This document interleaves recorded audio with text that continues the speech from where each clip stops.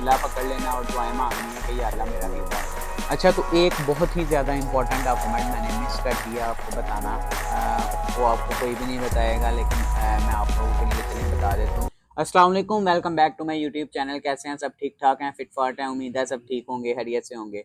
अच्छा, पिछली वीडियोस में मैंने आप लोगों के साथ कुछ बातें शेयर की थी कि मैंने ऑस्ट्रेलिया स्टडी का प्लान क्यों बनाया। उसके बाद मैंने प्लान तो बना लिया, लेकिन उसके बाद मुझे जो सबसे पहला स्टेप करना पड़ा वो क्या था, वो पीटी और आइट्स का रिजल्ट मैंने एक्सपीरियंस आप लोगों के साथ बहुत तफसील में जो है ना वो शेयर किया। आज की वीडियो में मैं आप लोगों के साथ बातें शेयर करने लगा हूँ कि पीटी भी हमने कर लिया, आइट्स भी कर लिया, उसके बाद हमें ऑस्ट्रेलिया आने के लिए क्या डॉक्यूमेंट्स चाहिए होते हैं, यूनिवर्सिटी में एडमिशन लेने के लिए कौन से डॉक्यूमेंट्स रिक्वायर्ड होते हैं। इस वीडियो में मैं आप लोगों के साथ ये सारी बातें शेयर करने जा रहा हूँ। तो अगर आप भी ऑस्ट्रेलिया आ रहे हैं या ऑस्ट्रेलिया आने का प्लान बना रहे हैं तो यह वीडियो आपके लिए बहुत ही ज़्यादा इन्फॉर्मेटिव होने वाली है। इस वीडियो को लास्ट तक देखें, उम्मीद है कि आप लोगों को ये वीडियो जो है ना बहुत फ़ायदेमंद होगी आप लोगों के लिए। अच्छा, आर्ट्स भी हमने कर लिया, पीटी भी कर लिया। उसके बाद सबसे पहला स्टेप जो मैं आप लोगों को बता रहा हूँ वो ये होगा कि आपने एक रिलायबल कंसल्टेंट चूज करना है। अब रिलायबल कंसल्टेंट आप कैसे चूज करेंगे कि आप कोई अपना दोस्त इस तरह का ढूंढें जिसने उस कंसल्टेंट से पहले भी आप अपना प्रोसेस करवाया हो, या आप वो कंसल्टेंट ढूंढें जिस पे आपको पूरा ट्रस्ट है। वो ट्रस्ट कैसे होगा? या तो कोई रेफरेंस होगा आपका, या किसी दोस्त ने आपके ने पहले, या किसी रिश्तेदार ने उससे पहले कोई अपना प्रोसेस करवाया हो। क्योंकि आजकल स्कैम बहुत ज़्यादा है और कंसल्टेंट जो है वो बच्चों को फंसा के फिर जो है ना उनका टाइम भी वेस्ट होता है, उनके पैसे भी ज़ाया होते हैं। तो आपकी मेहरबानी है, आपसे रिक्वेस्ट है कि जब भी कंसल्टेंट चूज़ करें अपने किसी दोस्त उससे पूछ लें जिसने उससे पहले वो अपना प्रोसेस स्टडी का स्टूडेंट प्रोसेस करवाया हो। तो अब आपने कंसल्टेंट भी चूज़ कर लिया, उसके बाद क्या करना है? अब आप लोगों ने करना है ऑफर लेटर के लिए अप्लाई। अब ऑफर लेटर के लिए अप्लाई कैसे करना है? उससे पहले आप लोगों को अपनी यूनिवर्सिटी चूज करनी पड़ेगी कि आपने कौन सी यूनिवर्सिटी चूज करनी है। उसके बाद आपको अपना कोर्स चूज करना पड़ेगा कि आपने कौन सा कोर्स करना है। चलें, ये भी हो गया, आपने यूनिवर्सिटी भी चूज कर लिया, आपने कोर्स भी चूज कर लिया। उसके बाद आपको करना होता है अपना ऑफर लेटर के लिए अप्लाई यूनिवर्सिटी में। तो ऑफर लेटर के लिए कुछ डॉक्यूमेंट्स चाहिए होते हैं, सिंपल डॉक्यूमेंट्स होते हैं, कोई इतने मुश्किल डॉक्यूमेंट्स नहीं होते। आपको अपना पासपोर्ट चाहिए होता है, आपको अपनी सारी डिग्रीज चाहिए होती हैं, उसके बाद आपको एक एफआरसी चाहिए होती है। एफआरसी क्या होता है? Family registration certificate. वो आप नादरा में जाएं और वो उसी वक्त जो है ना वो आपका एफआरसी बना देते हैं। अब एफआरसी के लिए आप लोगों को अगर तो आपके घर में सबका सीएनआईसी शनाख्ती कार्ड बना हुआ है तो आप सब घर वालों की एक एक शनाख्ती कार्ड की फोटोकॉपी ले जाएं। अगर तो आप लोगों का कोई छोटे हैं जिनका शनाख्ती कार्ड नहीं बना हुआ तो उसको उस बच्चे को उस साथ लेके जाना पड़ेगा, ताकि उन्होंने वहाँ पे जो है ना वो पिक्चर लेनी होती है और फिर जो है ना वो आपका एफआरसी बनेगा, फैमिली रजिस्ट्रेशन सर्टिफिकेट। तो ये 5-10 मिनट में बन जाता है अगर आप नादरा जाते हैं तो। जो मैंने आपको बताया इसी तरह करें कि अपनी सीएनआईसी की कॉपीज ले जाएं और जिसका सीएनआईसी नहीं बना हुआ उसको अपने साथ लेके जाएं।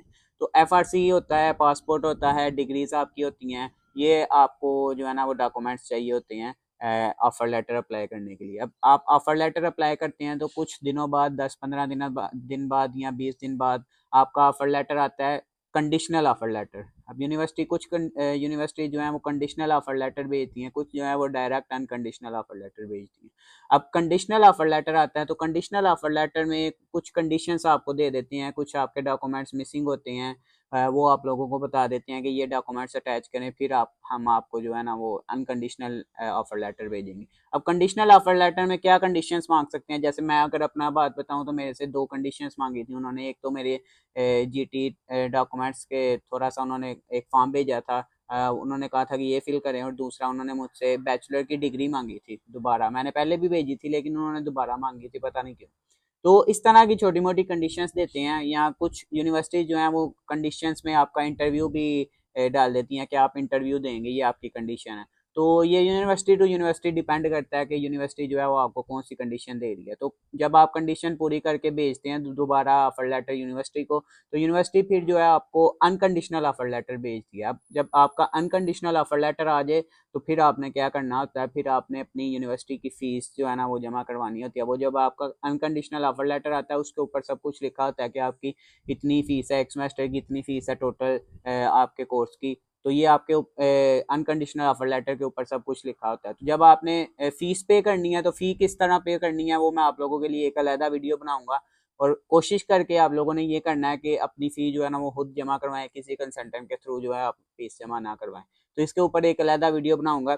अब आप फीस जमा करवा देते हैं तो फिर आपको जो यूनिवर्सिटी है वो 2-4 दिन में सीओई भेजती है। COE mean confirmation of enrolment. इसका मतलब ये होता है कि यूनिवर्सिटी में आपकी एनरोलमेंट जो है वो हो गई है, आपकी फ़ीस जो है वो यूनिवर्सिटी को रिसीव हो गई है। इसके बाद आपने सिर्फ वीज़ा अप्लाई करना होता है। अब वीज़ा अप्लाई करने के लिए भी सिंपल डॉक्यूमेंट्स चाहिए होते हैं, कोई मुश्किल डॉक्यूमेंट्स नहीं होते। आपका पासपोर्ट चाहिए होता है, आपकी जो डिग्रीज होती हैं वो चाहिए होती हैं, कुछ एक दो स्टाम्प होता है वो आपको कंसल्टेंट बताता है कि ये आपने फिल करना है। आपके साइन चाहिए होते हैं, आपके वाले साहब का CNIC चाहिए होता है। तो ये चीज़ें आपको चाहिए होती हैं वीज़ा अप्लाई करने के लिए। जब आप वीज़ा अप्लाई करते हैं तो आप लोगों के लिए एक ट्रिक बताता हूँ कि आपने क्या करना है। जब आप वीज़ा अप्लाई करें तो तब आप जो है ना वो अपनी मेडिकल की डेट जो है वो बुक करवा लें। मेरे साथ क्या हुआ था कि मैंने वीज़ा अप्लाई कर दिया लेकिन मैंने मेडिकल की डेट बुक नहीं करवाई हुई थी। मैं बुकिंग के बगैर जो है अपॉइंटमेंट के बगैर मेडिकल करवाने चला गया लाहौर में। अब मैं वहाँ पे पहुँचा तो वहाँ मुझे अंदर ही नहीं जाने दे रहे, वो कह रहे हैं मुझे अपनी अपॉइंटमेंट दिखाएं। तो मैं बहुत ज़्यादा जलील हुआ, फिर मैंने पूरा दिन वहाँ पे खड़ा रहा लेकिन उन्होंने मुझे अंदर नहीं जाने दिया था। मेरे साथ 10-12 लड़के और भी थे। तो उसके बाद मैंने जो है वो दोबारा अपॉइंटमेंट करवाई। अपॉइंटमेंट करवा के फिर दोबारा जो है ना मैं इस्लामाबाद गया अपना मेडिकल करवाने के लिए। तो आप लोगों के लिए ये एक टिप है कि आप जब अपना वीज़ा अप्लाई करें तो फ़ौरन जो है ना वो अपनी मेडिकल की अपॉइंटमेंट बुक करवा लें। तो आपका मेडिकल होता है, मेडिकल में आप लोगों के मेडिकल में क्या क्या होता है इसके लिए भी मैं आप लोगों के साथ एक अलहदा से वीडियो शेयर करूँगा। तो ये फिर आपने वीज़ा अप्लाई करना होता है। वीज़ा अप्लाई करने के बाद जो है वो आपने मसल्ला पकड़ लेना और दुआएं मांगनी है कि या अल्लाह मेरा वीज़ा आ जाए। तो ये सारे डॉक्यूमेंट्स चाहिए होते हैं, ये सारा प्रोसेस होता है स्टडी के लिए ऑस्ट्रेलिया में स्टूडेंट वीज़ा के लिए। तो कोई इतना मुश्किल प्रोसेस नहीं होता, लेकिन आप अपने डॉक्यूमेंट्स के साथ बहुत मुहतात रहें, कोई भी फेक डॉक्यूमेंट आप ना लगाएं। क्योंकि आजकल तो वैसे भी बहुत ज़्यादा सख्ती हो रही है। इन्होंने ऑस्ट्रेलिया ने एक स्पेशल टीम बनाई है जो इसी काम में लगी हुई है कि जो फेक डॉक्यूमेंट्स लगा के आ रहे हैं ना उनको वो पकड़ रही है और उनके डॉक्यूमेंट्स जो है वो दोबारा चेक किए जा रहे हैं। तो एक दफ़ा फिर मैं आपको बता देता हूँ कि क्या जो है ना वो मेन डॉक्यूमेंट्स चाहिए होते हैं। हमें डिग्रीज चाहिए होती हैं, पासपोर्ट हमारा चाहिए होता है, FRC चाहिए होती है।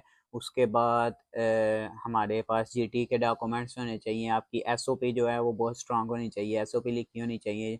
उसके बाद आप कुछ यूनिवर्सिटीज़ टैक्स के भी डॉक्यूमेंट्स मांगती हैं, जैसे कि मैंने जब यूनिवर्सिटी में एडमिशन करवाया था तो उन्होंने मुझसे टैक्स के डॉक्यूमेंट्स भी मांगे थे पाकिस्तान में। तो टैक्स डॉक्यूमेंट्स भी हैं। उसके बाद आपकी जब वीज़ा अप्लाई करते हैं तो आपके पास बैंक स्टेटमेंट होनी चाहिए। बैंक स्टेटमेंट आपकी डिपेंड करती है आपके कोर्स के ऊपर। तो मेरा जो कोर्स था उसमें तकरीबन 80-90 लाख के इसी के करीब जो है ना वो आपकी बैंक स्टेटमेंट होनी चाहिए। तो ये कोई नहीं ज़रूरी कि आपकी 2 साल पुरानी होनी चाहिए, 3 साल पुरानी होनी चाहिए बैंक स्टेटमेंट, आपकी फ्रेश बैंक स्टेटमेंट भी चल सकती है। तो यही डॉक्यूमेंट्स थे हैं जो आप लोगों को जो है ना वो रिक्वायर होते हैं ऑस्ट्रेलिया में स्टूडेंट वीज़ा के लिए। तो एक बहुत ही ज़्यादा इंपॉर्टेंट डॉक्यूमेंट मैंने मिस कर दिया आपको बताना। वो आपको कोई भी नहीं बताएगा, लेकिन मैं आप लोगों के लिए चलें बता देता हूँ। मैंने भी इसके रिलेटेड जो है ना वो बहुत स्ट्रगल किया है, बहुत ज़्यादा कह लें कि मुझसे तो नहीं हो सका, लेकिन मैं आपको बता रहा हूँ आप वो लाजमी करके आइएगा। वो क्या है कि जब आप प्लान बना रहे हैं ऑस्ट्रेलिया आने का तो तब ही अपना ड्राइविंग लाइसेंस अप्लाई कर दें। क्योंकि ऑस्ट्रेलिया में आपका जो होम कंट्री है उसका 3 साल पुराना लाइसेंस जो है वो चल रहा है। अगर आपका लाइसेंस होम कंट्री का 3 साल पुराना नहीं है तो आपको बहुत ज़्यादा मुश्किल फेस करना पड़ेगी। आपको यहाँ का लाइसेंस बनवाना पड़ेगा ऑस्ट्रेलिया का यहाँ पे आके, जो कि बहुत ही टफ है। तो आप लोगों के लिए ये एक टिप है कि जब आप ऑस्ट्रेलिया का प्लान बना रहे हैं तो कम अज़ कम आप 3 साल पुराना अपना ड्राइविंग लाइसेंस बनाएं। क्योंकि ड्राइविंग लाइसेंस यहाँ पे इसी तरह ज़रूरी है जिस तरह इंसान को पानी की ज़रूरत होती है। ऑस्ट्रेलिया में ड्राइविंग लाइसेंस इस तरह ज़रूरी होता है, बहुत ज़्यादा इसकी ज़रूरत होती है, बहुत ज़्यादा इसके फ़ायदे हैं। तो जब आप ये सारे डॉक्यूमेंट्स बना रहे हैं तो उन सब डॉक्यूमेंट्स से पहले आपने जब जो है अपना ड्राइविंग लाइसेंस अप्लाई कर देना है। तो उम्मीद है कि आप लोगों को ये वीडियो इन्फॉर्मेटिव लगी होगी। अगर आप लोगों को वीडियो इन्फॉर्मेटिव लगी है तो वीडियो को लाइक सब्सक्राइब कर दें। मिलते हैं नेक्स्ट वीडियो के साथ, तब तक के लिए अल्लाह हाफिज़।